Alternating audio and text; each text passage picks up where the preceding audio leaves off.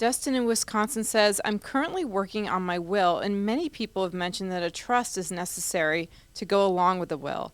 I've read a lot of conflicting information about tax ramifications and what not to put in your trust. Can you give any recommendations for setting up trusts, or should I even be doing it?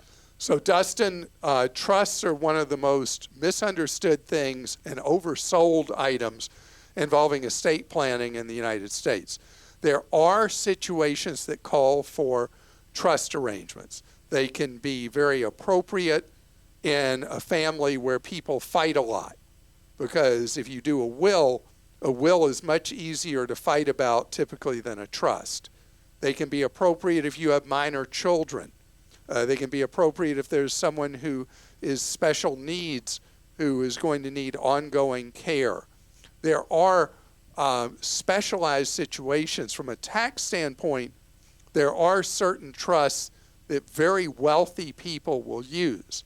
So let's talk about how you would know whether a simple will is correct or getting into trust kind of things.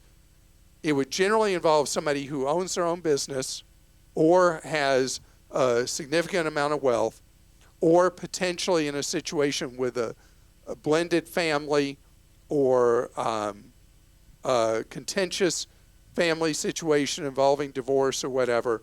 And the party that would be able to tell you is not any old lawyer. It needs to be a lawyer who, what he or she does as what they do full time, is wills, estates, and trusts.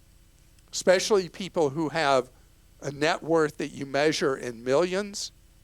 You only do estate tax planning with a lawyer that what he or she does is wills, estates, and trusts. If that's what they do, then that's who you want.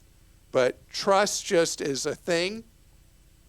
You know, there are simple versions of trust. Let's say you're somebody who has a vacation home in a different state than you reside in. You may have a trust in that situation. Or you may have that property in an LLC. There are specialized situations that come with wealth, and that's when this becomes a key issue.